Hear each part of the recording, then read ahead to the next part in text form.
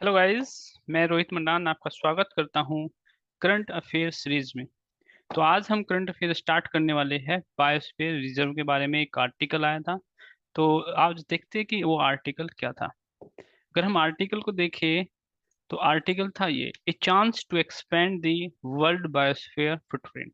तो इससे रिलेटेड जो भी टर्मिनोलॉजीज होंगी जो एग्जाम में आ सकती है, रिलेटेड टू, अगर आप देखोगे, इधर it is for your PCS exam और इधर फॉर यूपीएससी।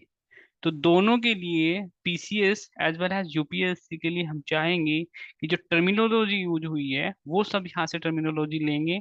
कुछ जो डेटा है, फैक्ट है, इंफॉर्मेशन से जो एग्जाम में आ सकती है आपके अपकमिंग में, तो उससे रिलेटेड जो करंट अफेयर है वो हम भी यहाँ पर डिस्कस करने वाले हैं। तो देखते हैं इससे रिलेटेड जो टर्मिनोलॉजीज थी, लाइक सर्टेन टर्मिनोलॉजी आपको देखने के, जैसे वर्ल्ड बायोस्फीयर, जो world network of biosphere reserve, the first terminology आपको देखने को मिलेगी। जैसे यूनेस्को है, कि ये इस अथॉरिटी क्या है, कौन ऑर्गेनाइजेशन है जो उसको बनाती है, कितनी कंट्रीज है जो उसको साइन करती है। ओके, तो ये सब चीजें देखेंगे। फिर देखेंगे वर्ल्ड में किस कंट्री के पास सबसे ज्यादा बायोस्फीयर रिजर्व है, ठीक है, कौन, क्या क्राइटेरिया होता है बायोस्फीयर रिजर्व को करने का। तो सभी जो टर्मिनोलॉजीज होंगी, सभी जो भी पॉइंट होंगे यहाँ पे, वो हम यहाँ पे बहुत अच्छे से डिस्कस करने वाले हैं। तो सबसे पहले हम यहाँ पे डिस्कस करेंगे कि बेसिकली जो बायोस्फीयर होते हैं, कि बायोस्फीयर रिजर्व होते क्या है, क्यों, इनका क्या मकसद होता है बायोस्फीयर रिजर्व का। ये एक बहुत बड़ा पॉइंट रहेगा हमारे लिए कि बायोस्फीयर रिजर्व होते क्या। अगर हम बायोस्फीयर रिजर्व की बात करें तो थोड़ा सा हमारा जो कंसेप्ट होता है वो डिफरेंट होता है। आपने सुना होगा जो वाइल्ड लाइफ सेंचुरी होती है एंड नेशनल पार्क होते हैं। तो wild life sanctuary, national park का जो ऑब्जेक्टिव होता है यहाँ पे वो डिफरेंट होता है। ओके, बट अगर आप बायोस्फीयर रिजर्व की बात करोगे तो बायोस्फीयर रिजर्व में क्या होता है, कम्युनिटी को साथ लिया जाता है। तो बायोस्फीयर रिजर्व आर क्या होते हैं, लर्निंग प्लेसेस होते हैं फॉर सस्टेन। ये बहुत इंपॉर्टेंट टर्मिनोलॉजी है कि these are the learning places. तो क्या होते हैं biosphere reserves, these are the learning, these are the learning places for the sustainable development। तो दे आर दी, क्या होती है, साइट्स होती है टेस्टिंग इंटरडिसिप्लिनरी अप्रोच को, to understand the managing chances and interaction between the social and ecological systems. तो basically क्या हो रहा है यहाँ पे, आपकी जो सोसाइटी है, यहाँ पे सोसाइटी भी आपकी रिलेशंस में रहेगी, आपका जो इकोसिस्टम है वो भी यहाँ पे रहेगा। ओके, और अदर्स जो भी इंस्टीट्यूशंस होंगे वो इनके साथ मिलकर के काम करेंगे, ताकि जो ग्लोबल चैलेंजेस है इन वाटर बॉडीज से या इन बायोस्फीयर रिजर्व से या फिर स्पीसीज से, उसको हम किस तरीके से कम कर सकते हैं। तो बायोस्फीयर रिजर्व क्या है, किसी भी तरीके का, चाहे वो टेरेस्ट्रियल है, मरीन है, वो किसी भी तरीके का इंस्टीट्यूशन को कवर करता है। तो ये, अगर आप देखोगे, ये टेरिस्ट्रियल को भी है, मरीन को भी है, एंड कोस्टल इकोसिस्टम को भी कवर करता है। अगर आप देखते हो what type of the ecosystem can be included, हमने देखा अभी इसमें हमारा जो है किसी भी तरीके का, चाहे वो टेरिस्ट्रियल है, मरीन है, एंड कोस्टल इकोसिस्टम कवर कर सकते हैं। ओके, तो हर तरीके का इकोसिस्टम इसमें कवर होता है बायोस्फीयर रिजर्व में। तो does recognition to biosphere reserve affect the sovereign right of the country. अगर मान लिया जाए इंडिया है, और मैं कहूँ कि इंडिया ने, अगर इंडिया ने कोई भी बायोस्फीयर रिजर्व को, इस वर्ल्ड जो नेटवर्क है वो बायोस्फीयर रिजर्व का, अगर उसके अंदर आया और उसने रिकॉग्निशन किया है किसी भी बायोस्फीयर रिजर्व को, तो क्या इंडिया उस पर जो सोवरेन राइट्स है वो खो देगा? ऐसा नहीं है। तो हमारा जो सोवरेन राइट है इंडिया लूज नहीं करेगा, हमारा इंटेक्ट रहेगा। बट ये क्या है, ये इसलिए है कि ताकि हम जो ये जो स्पीसीज है, जो हमारा जो इकोसिस्टम है उसको प्रोटेक्ट करते हैं। तो biosphere reserves are nominated by the national governments and remain under the sovereign jurisdiction of the, जो गवर्नमेंट है वहाँ की, उसी के अंदर ये रहेगा। कभी भी कोई पार्टी इस पे अपना लॉस नहीं करेगी। अब देखते हैं कि what are the provision declaring biosphere reserve. तो क्या प्रोविजंस है जो बायोस्फीयर रिजर्व को डिक्लेयर करने के, क्या, ये बहुत इंपॉर्टेंट है कि प्रोविजंस क्या है कि बायोस्फीयर रिजर्व को डिक्लेयर। तो सबसे पहला अगर प्रोविजंस होगा, ये यूनेस्को,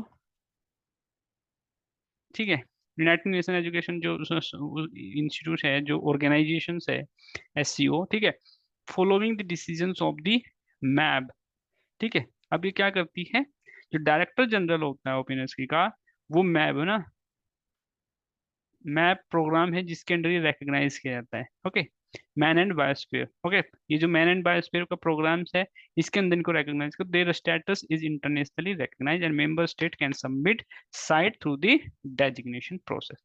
तो क्या होता है, जो नेशनल स्टेट जो गवर्नमेंट होती है, नेशनल गवर्नमेंट, वो क्या करती है, किसी भी साइट को यहाँ पे सबमिट करती है, फिर इसके अंदर इसको स्टेटस दिया जाता है।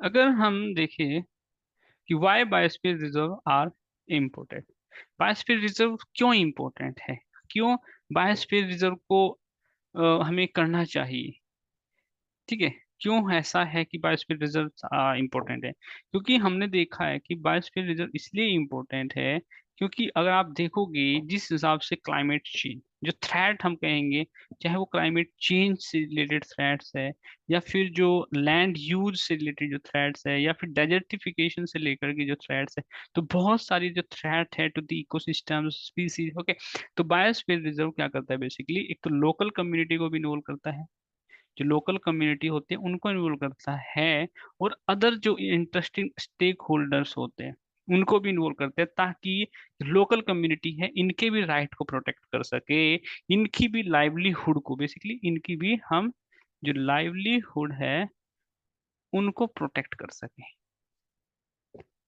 ओके, तो हमें लाइवलीहुड को भी यहाँ पे प्रोटेक्ट करना होता है।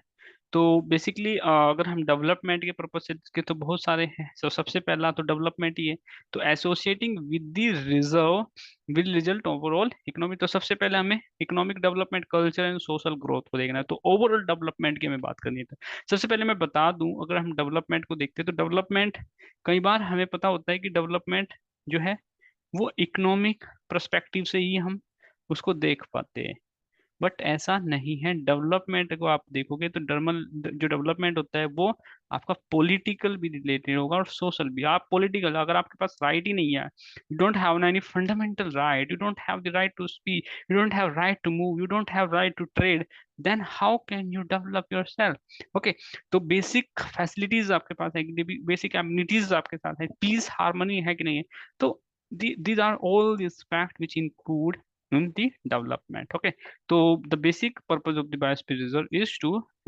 develop. So development is the first target.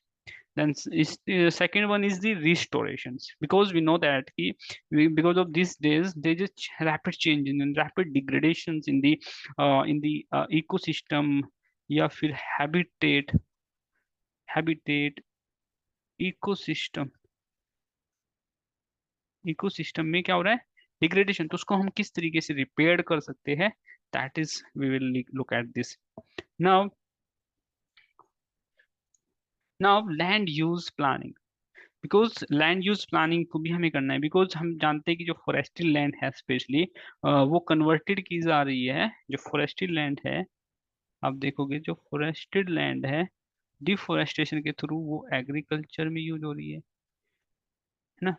दूसरा हम देखेंगे जो हमारे ड्राई लैंड्स भी है, या फिर हमारे जो ग्रासलैंड है, ग्रासलैंड उन्हीं का सभी का चाह एक से हम एग्रीकल्चर ये इस तरीके से यूज है, तो इसको हम किस तरीके से लैंड मैनेजमेंट कर सकते हैं वो भी इसका टारगेट है। ओके, वो भी हम अच्छे से टेकल कर रहे हैं यहाँ पे। कंजर्वेशन ना, कंजर्वेशन एंड प्रिजर्वेशन दो फैक्टर्स होते हैं। तो कंजर्वेशन मीन्स नेचर का यहाँ पे बहुत बड़ा रोल है, कि नेचर जो है, नेचर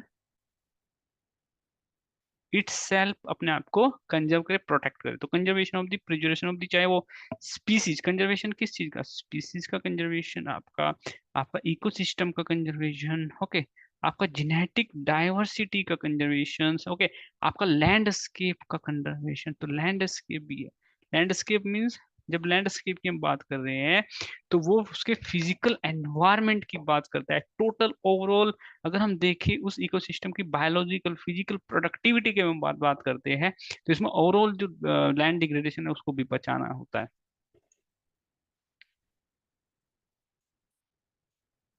हेल्दी इकोसिस्टम, तो this is also one of the objective of this healthy ecosystems. Okay. Education and research is also an important topic, ताकि हम एजुकेशन वहाँ पे क्या रिसर्च कर सके, और रिसर्च कर करके हम देख सके कि जो भी स्पीसीज, मान लिया अगर कोई स्पीसीज है और वो स्पीसीज मान लिया कोई वहाँ पे नेटिव स्पीसीज है, उस नेटिव स्पीसीज की हम स्टडी कर सकते हैं, ताकि उसको किस तरीके से प्रोटेक्ट कर सके, उसकी जेनेटिक डाइवर्सिटी को किस तरीके से एनहांस कर सके, उस इकोसिस्टम की स्टडी कर सकते हैं कि किस तरीके से फंक्शन कर रहा है, उसके डिटेरियोरेशन की स्टडी कर सकते हैं। तो बहुत यहाँ पे एजुकेशन और रिसर्च का एक स्कोप रहता है पूरा, अगर हम कहें तो दीज आर द लेबोरेटरीज होती है फॉर साइंटिस्ट, अगर हम बायोस्फीयर के इकोसिस्टम के इकोलॉजी के परस्पेक्टिव से अगर हम देखें यहाँ पे।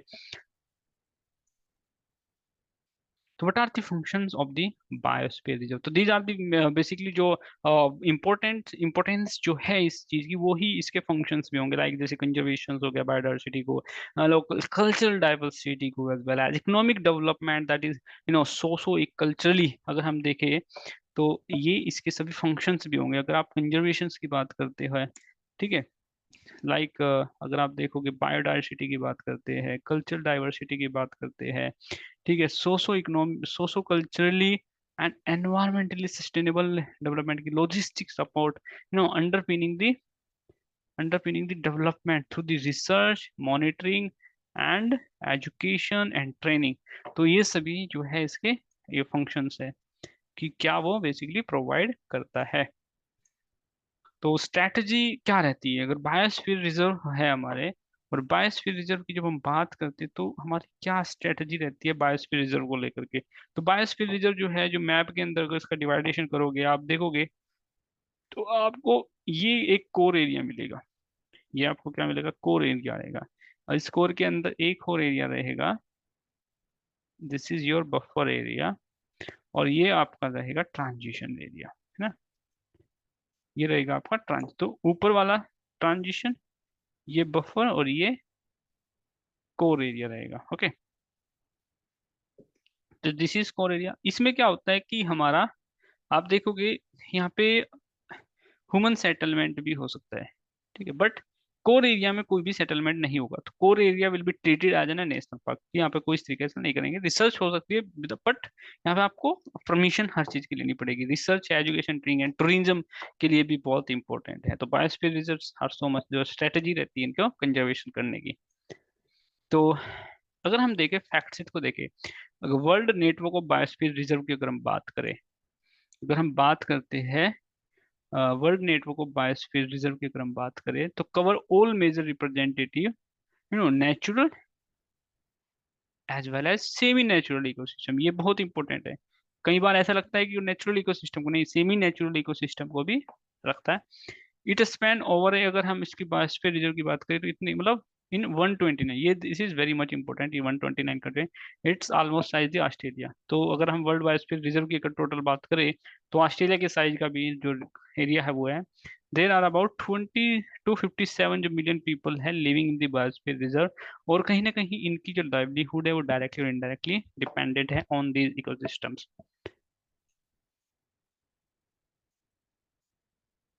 तो ये अगर आप देख सकते हो कि ये बायोस्फीयर रिजर्व का नेटवर्क है, तो एवरी कंटिनेंट, कोई भी कंटिनेंट नहीं बचा हुआ है, ना every country you will see it is some, but some countries अभी भी ऐसी है जहाँ पे बायोस्फीयर रिजर्व अभी नहीं है। तो now let's look at the world network of the biosphere reserve. ये क्या होता है world network of biosphere reserve? अगर हम world network of biosphere reserve की बात करते हैं तो world network of biosphere reserve of the map programme है, consist of a dynamic and interaction network of site of excellence. तो इसमें क्या होता है कि इसमें पूरी जो साइट्स है, जो बायोस्फीयर रिजर्व से जो रिकॉग्नाइज की जाती है, उसका एक पूरा ये नेटवर्क है। अगर आप देखोगे तो उसका एक पूरा नेटवर्क है।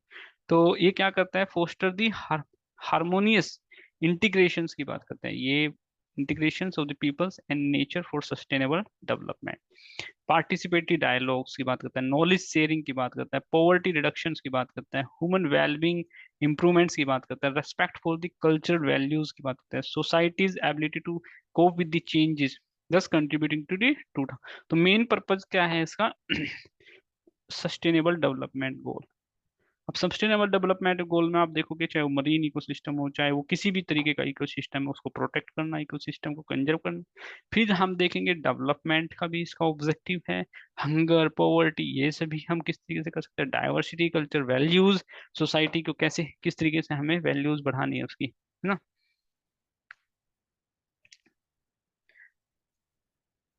तो if you look at this, world network biosphere reserve promote, क्या कर रहा है प्रमोट ये, अगर आप देखोगे north south and south south collaboration को प्रमोट करता है। तो this also promote North-South and the South-South collaboration and represent a unique tool for international cooperations through sharing knowledge, excellence, exchanging experience, and building capacity and promoting the best practices. So these are the some objective of this. तो there are, अगर हम total बात करें, 738 biosphere reserve है in 134 countries, including 22 trans boundary sites भी है।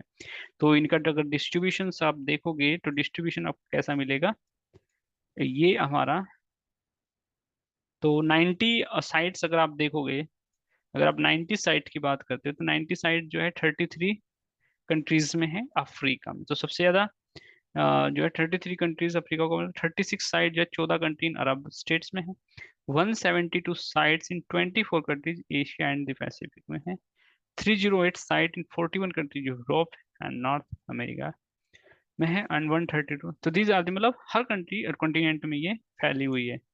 ठीक है।